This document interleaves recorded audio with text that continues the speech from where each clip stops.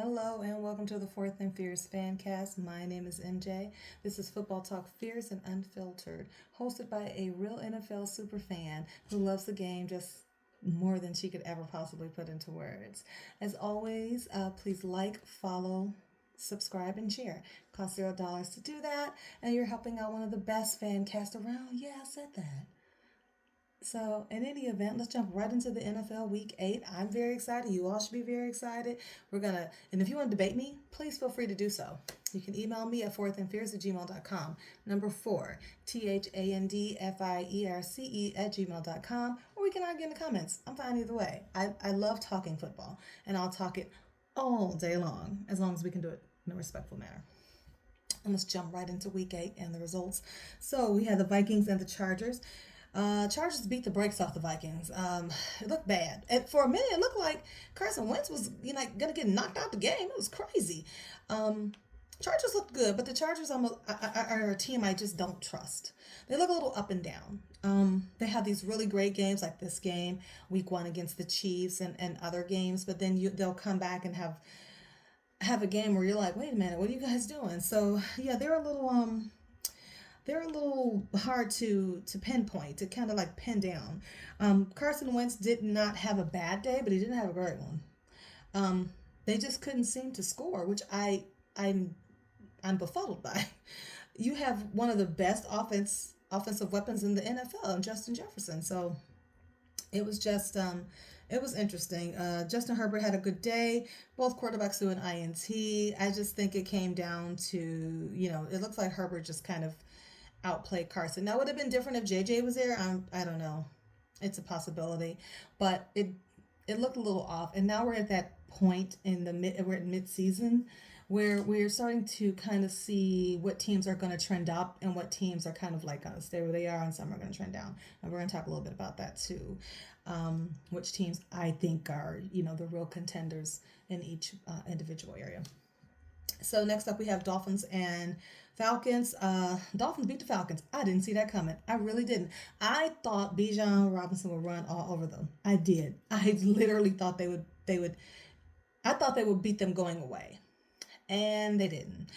Miami, Tua put it on them, and they was a little cocky in this interview, and I love it. I love it.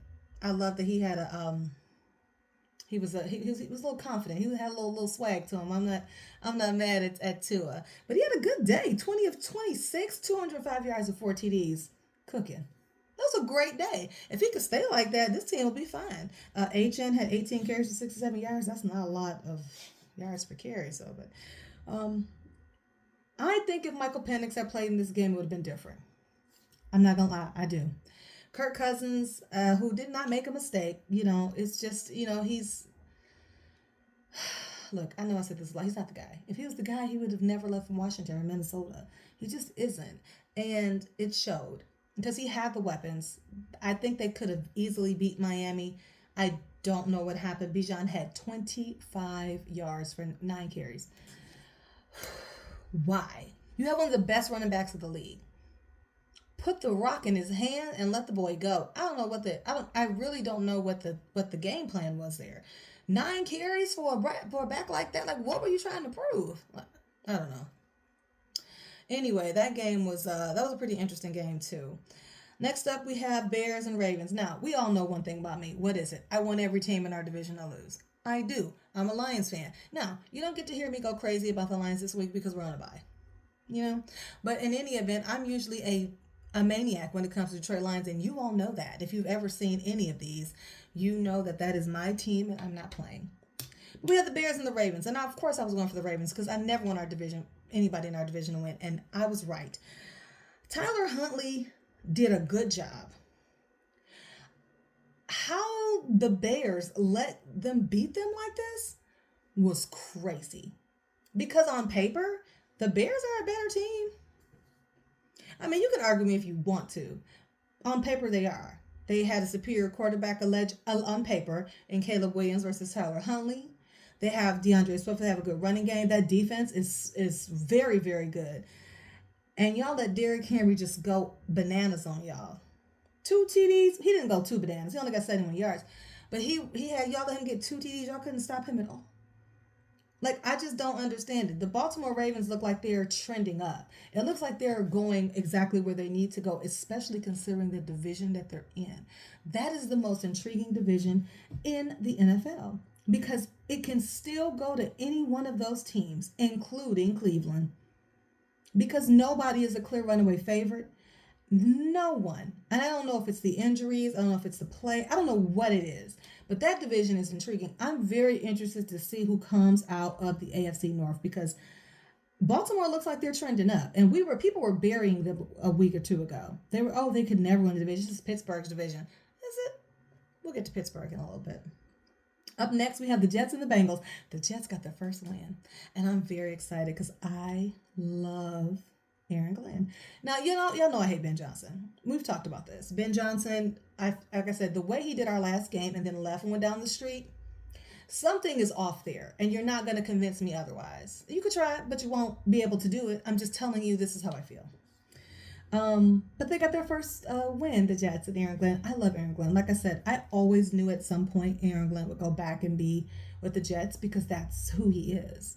And he's a great defensive coordinator, even though I know the record doesn't show that. I think he really is. And I think he's going to be a pretty good head coach. Before I jump too far into the game, I do want to say they did lose Nick Mangold to kidney disease at the age of 41. If you're an NFL fan, you know who Nick Mangold is. Mangold is. He played for the Jets, and he was one of their top players. So, you know, I'm offering condolences and prayers and, positive energy to his family and friends and loved ones and everyone in the Jets organization. But Justin Fields had a pretty good day. 21 of 32, 244 yards, and 1 TD. You should not be throwing this much. That's a lot of passes. Like, I don't know. I think you should have more of a balance in your pass and run game. But again, this is why I'm not a GM or a coach and why I'm a fan. Breece Hall had a good day too. 133 yards and 2 TDs. Cooked. Joe Flacco didn't make any mistakes. That pocket just kept collapsing on him. Like I said, Joe Flacco can't really run, and he's not gonna. And the fact that pocket continuously collapsed on him, he was sacked, I think 3 times. I didn't write down because I stopped counting. I think it was 3. But that was the difference in the game. It really was. It was even Steven pretty much the entire way. It could have went anyway. It just so happens that, the Jets pulled it off because they had a marginally better quarterback play. And I mean marginally because Flacco did have a great day. 21 of 34. I can't even read my own notes. And 2 TDs. He had a good day. He really did. But the bottom line is you're not going to win with Joe Flacco. I like Joe, like I said, and it's not that he's a bad QB. He's not. He's excellent. He has a big arm. He's a big arm guy. He can throw the rock. He won a Super Bowl, but it's just, he's an aging quarterback behind an offensive line that's really not that great. We watched Joe Burrow run for his life, and he's out for the season, basically. So, yeah, I'm just saying, I don't think the Bengals are going to come out of this division. I could be wrong. I've been wrong before. But I don't think it's going to be the Bengals. Like I said, I don't think they're trending in the right direction. But that is a very interesting division. Next up, we have the Bills and the Panthers. This game ain't even worth talking about. They beat the bejesus out of them. It was 40-9. It was no contest. I don't even know how they got 9. Andy Dalton looked like he was going through it. Andy Dalton looked like he was struggling. They were all over the Red Rifle in this game. The Bills looked good. They beat Carolina the way they were supposed to. And that's no shade to Carolina, but Carolina is not one of the top tier teams in the league. So it makes sense that they would beat them this way, especially without their starting QB. And they did. And nobody was shocked. Like I said, there really isn't much to say about this game. Josh Allen looked great. He always does here lately. That's an interesting division too, because I don't think the Bills are going to win it this year. I think it's going to be the Patriots. I do. I don't know why, but I got a feeling that they might be coming back. We'll get to them in a minute. But anyway, kudos to the Bills. Hopefully, Panthers will get their QB back soon. Up next, we have 49ers Texans. This game, I don't remember much except how did they let the Texans beat them. The Texans running game is not even, I don't know what it is. But they had Mac Jones looking, Mac Jones was, he was struggling a little bit. CJ threw the ball. I mean, the amount of times the ball is being thrown in these games this week was crazy. 32 times for Mac Jones and 39 times for CJ Stroud. Like, that is crazy. My numbers might be off, but I think I'm right. That's insane. That's a lot of passing. When you have running backs, you do. You should be using them. Like, who's designing these plays? I'm not going to get into it again. I'm just a fan. Both had pretty decent games. They were pretty even, Steven, as far as things go with their play. Both had one INT. It looks like the biggest difference in this game was Houston was able to get a little bit more out of the running game. I mean a little bit more. I don't know what San Francisco's doing. I just don't. I think they're in some sort of rebuild. But Mac Jones is really showing that he can be a starter in the league, and he should be. And I don't think it's a competition. I'm pretty sure when Purdy is ready to come back, that he will be back. There's no question, because he's their quarterback. But everybody knows Wally Pipp, don't they? If you don't, look it up. But in any event, it looks like Mac Jones is really padding his resume, and I'm certain that somebody's going to pick him up to be their starter next year. Somebody who's going to need a QB, because he's been really looking good. Even in this loss, he looked really good. Next up, we have the Browns and the Patriots. Now, Patriots won. Drake May is the real thing. He is the real thing. Drake May is looking better and better every week, and that's what you want to see in your young QB. Every week he's looking better. They're trending up. They're 6-2. They're leading in their division. I think they're the best team in their division. And I never thought I would say that, because you all know I don't really particularly care for the Patriots. But they're quietly, like I said, they're very quietly 6-2. Nobody's really talking about the Patriots. That's why I am. All everybody want to talk about is the big teams. No, I want to talk about everybody, especially when they're doing good. And Drake May is looking like he is the answer. Period. I mean, 18 of 24, 282 yards, 3 TDs. He had an INT. He looks good. And say what you will about Cleveland's offense, that defense is top tier, and it has been. It has been all season. It's been a great defense. It's been stuff, and he put 32 on them. I mean, we might have to start talking about the Patriots as like being like one of those teams. Like I said, the NFL is fantastic. I always say NFL stands for not for long. It seems like nobody's in the top spot for long, because people start to figure you out. They start to chase you. They start to figure out what you do well and how to beat you, especially when they play you so much. And not to mention, I'm a fan of what Al Davis once said many, many years ago. I love Al Davis. You build your team to beat the division. That's how you build your team. You build your team to win the division, because that guarantees you a spot in the playoffs. You don't see all these other teams as much, but you see your division all the time. So you want to make sure you're building your team that way. And what I think that they're doing over there in New England is they're building a team that can compete with the likes of Buffalo, with the likes of Miami. I mean, the Jets aren't really much competition right now, but this is it looks like a two-man race here. And I think New England could do it. I really do. And I also think that they have a lot of interesting players and pieces, and I don't think everybody's really, like I said, I watch Get Up and everything every single day. People are rarely talking about what New England's doing, but they should be, because this is how you develop a QB. But again, I'm a fan. That's why I'm not a GM. Next up, we have Giants and Eagles, the revenge game. So the Eagles got beat by the Giants earlier this season, and they were not happy. So they decided to come back in and say, you know what? We about to go crazy on y'all. So that's what they did. 38-20. Saquon Barkley felt like he was back. 14 carries for 150 yards and a TD. Phenomenal. He ripped off a run in this game, I think, like immediately. But I was like, yes, it's done deal. They're not going to. It's over. And it really was. Saquon looked great. Devontae Smith is really emerging as the number one receiver. I don't know what they're going to do with Brown. I don't. Part of me thinks they're going to offer him up. The trade deadline, I think, is Sunday. I think it's this week. And it's usually like early November, 1st, 2nd November. Trade deadline's coming up. I think they're going to try to move him. He's been more problems in production. And he's been playing really well and had some great things in the game. He's done some great things and he's had some great catches and he's won them games. I mean, that's literally happened. But it just seems like something's off with this team and it's a disconnect. And I honestly think it may be him. I do. Jackson Dart had a pretty good day too. 14 for 24, 193 yards. But Jackson's a rookie. He did good. He threw one TD.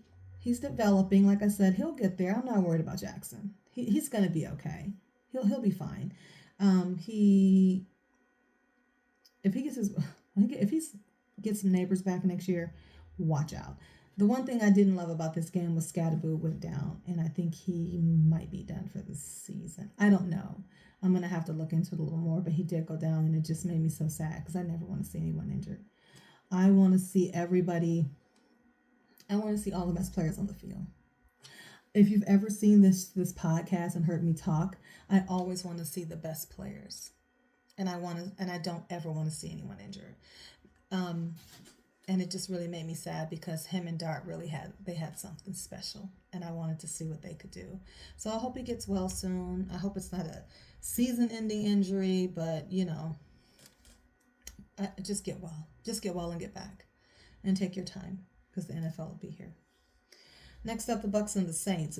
Bucs beat the Saints to death. I don't know what's going on with the Saints. Like I said, sometimes it feels like they're tanking to get Arch Manning, and I don't know why.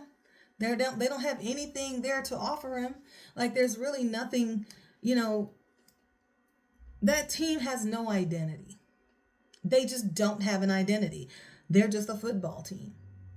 They're not a run team. They're not a pass team. They don't have a great defense. They don't have a great offense. They're just a football team. And I don't know what to say. I really don't know what the problem is. Do they need a quarterback? Yes. But they also need other things too, because Spencer Rattler he was getting knocked around there. And they let Tampa come in there and beat them with no Mike Evans. I don't know. Tampa Bay beat them and Baker didn't throw one touchdown. Not one. And they won 23-3. The Saints didn't have one touchdown. Like, I feel bad for Kamara because running backs really don't have a long lifespan in the NFL. They're usually, my man Warren Sapp would say, they come a dime a dozen, 2 nickels every time. But I don't necessarily think that. I just think they don't have a lot of longevity because of what's required of them on the field. And I think Kamara, this may be his last year there. I would like to see him in a place where he can, because now they're gonna have to start making him a third down back. Because like I said, he's not old by any stretch of imagination, but in running back, years, the window's closing for him, and I know that he wants more. And again, I don't know what the Saints are doing. They're just, like I said, they're just a football team. I don't even know what to say. I don't really know what to say. I feel bad for the fans because they have a great fan base down there, and I just hope they figure it out and be like they used to be back in the Drew Brees days. Oh, they were so good. Remember? All those games were fantastic, but they're in a transition, so hopefully things will work out for them the way that they would like them to. Next up, we have Titans and Colts. I keep saying Daniel Jones is not the guy. If you think I'm going to say something different, I'm not, because he isn't. I don't care. You can argue with me if you want to. That's why I do this show. He does enough for you not to lose, and that is all you need him to do. Because that team has a great running, and like I said, he's not a bad QB. This is why the NFL is. This is why in the NFL you cannot be the guy and get Super Bowl rings and get MVPs if you're in the right system, in the right place. He is in the right place for him. This team, this is more for his strengths than his weaknesses. And he's able to really be productive here. This is why where you go matters. It's not just about having talent. You can have all the talent in the world and end up on a team, and I don't want to put anybody out there, but you all know some teams. You could end up on a team that doesn't put forth much effort. And I'm a Lions fan, honey. You know how many years we didn't have nobody? We didn't have the guy. So many. But it's just looking at his New York did not have much for him. They weren't built for him, and they weren't trying to be, even though they gave him all that money. I don't think the Colts were built for him, but I think he fit the system beautifully. They have one of the best running backs that, again, not really chatting about, in Jonathan Taylor. 12 carries, 153 yards, 2 TDs. Cooked. Daniel Jones was 21-29, 272 yards and 3 TDs. Do you know why? Do you know why he's able to do that here when he couldn't do it in New York? Because the offensive line. It's really that simple. Every quarterback can be this accurate if they have a monster offensive line and a marginal skill set. And I'm not saying that he has those things. What I'm saying is he's in the right place for him. That is where he is. And that's why the Colts have the best record in the NFL. Now, the problem with a Daniel Jones comes in when you need him to beat Pat Mahomes, when you need him to beat Josh Allen in the playoffs, and he may not be able to do that. Again, I'm not saying that he's not a good QB and that he doesn't have a skill set. I'm just saying he's not that guy. But that doesn't mean he can't win. Like I told y'all before, there are quarterbacks that have Super Bowl rings that will blow your mind. Jim Plunkett has 2. Y'all don't probably even know who Jim Plunkett is. Anyway, Cam Ward had a good day too. He's still a rookie. Like I said, he had 259 yards passing. It's really good. I'm really proud of him. He had an INT and a touchdown, but he's going to be okay. As long as they continue to build around him, believe in him, don't shake his confidence, he'll be okay. I don't see any problem with him, and I think he's going to do well in the league. Okay, I hate talking about the Cowboys. I just do, because they get so much airtime and they get so much of this.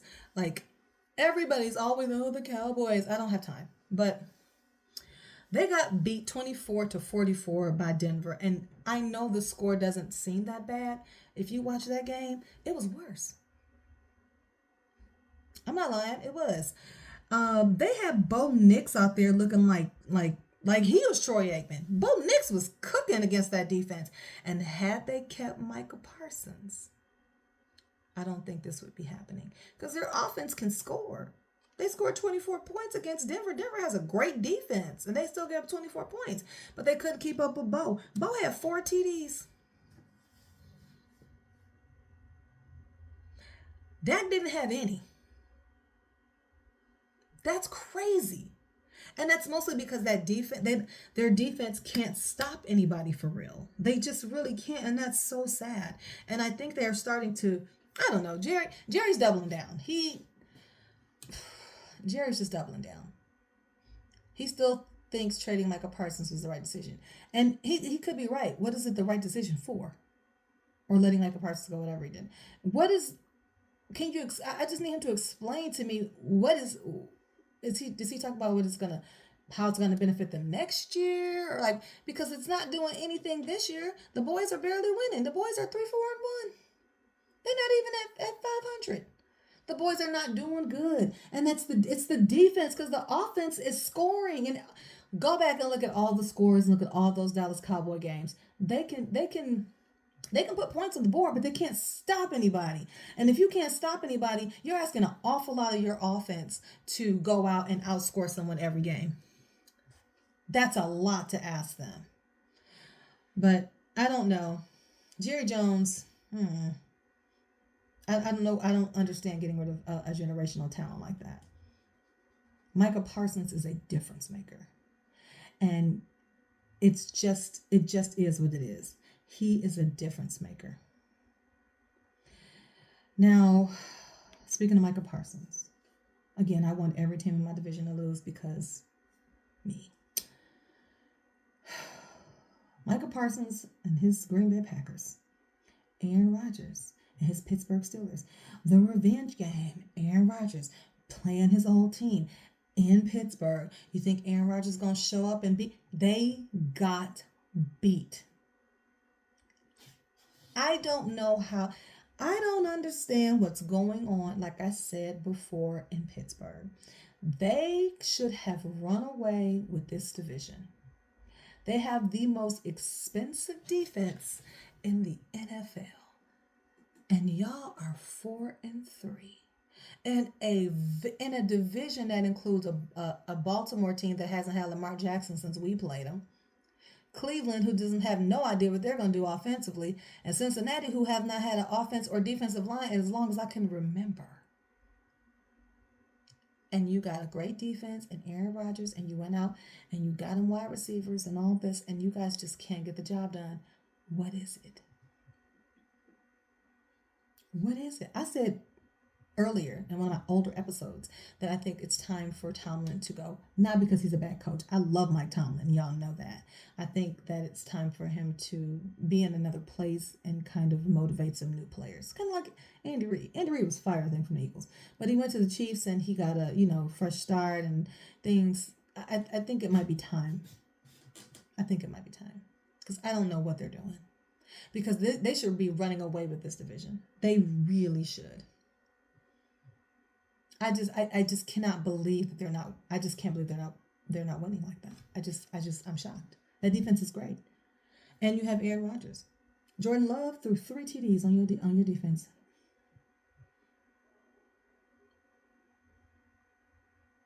Y'all let Tucker Kraft cook y'all secondary. 7 receptions, 143 yards, 2 TDs. Cooked y'all. How? That defense is I don't understand what's happening. Like, why are they not? I don't know. Like I said, I don't know what's going on with that team. I don't know why this is happening. They may need to start looking into things for during the trade deadline. Like I said, we're halfway through the season. And now is the time where you want to see your team make the transition and go this way. Because a lot of teams start off hot and then they falter. And some teams start off slow and they catch fire. And those are usually the teams that make it to the Super Bowl or to the playoffs, like the Chiefs. The Chiefs just caught fire. They were struggling all through the beginning of the season. And then here they come. I never count out a team with Pat Mahomes. You just can't do it because it's Pat Mahomes. You just can't do it. Like, this guy is like Michael Jordan. Well, yeah, I guess Michael Jordan. I don't like Michael Jordan. But anyway, he's really a difference maker. He's a difference maker. So, I don't know. I don't understand what's going on with the Steelers, but I wish them well. They should be running away with this division. In any event, that's the show for this week. Just me rambling, talking about the game. So tonight, and we're recording this kind of late because work was busy and, a lot going on. But we have the Commanders and Chiefs tonight. I think I'm going to go Chiefs. And I'm going to do a little bit of next week. So let's see what we got. We got Ravens and Fins on Thursday. Give me the Ravens. We got Niners and Giants. I'm gonna take the Giants. Chargers, Titans, give me Chargers. Vikings, Lions, stop playing with me. I'm taking Detroit. Falcons and Patriots, give me the Patriots. Colts and Steelers, give me the Colts. Ooh, Broncos and Texans. Give me the Broncos. Bears and Bengals, I'll take the Bears, even though I don't want to. Panthers and Packers, I'm gonna take the Pack. Saints and Rams, give me the Rams. The Jaguars and the Raiders. Give me the Jags. Chiefs and Bills. Ooh, okay, Chiefs and Bills. Give me the Bills. Seahawks and Commanders. I'm going to take Seahawks coming off the bye. And Boys and Cardinals. Give me the Boys. And those are my picks. As always, Thank you guys for listening to me ramble about a sport that I love. I really appreciate every like, follow, and share. And please subscribe. It costs nothing to do that, and you're helping promote one of the only fan cast around. And I'm very happy to discuss games with you, or takes, or something I said you may not like, or something you want to just get off your chest. Please feel free to do so. You can do that at my email at fourthandfierce@gmail.com. It's the number 4, THANDFIERCE@gmail.com. Or you can debate me in the chat, because I'm usually in and out. I haven't been in the last couple of weeks, like I said, there's a lot going on, but I will be more active in the chat with you guys. But in any event, thank you so much for taking the time to listen to me go on today. And yeah, let's go Lions.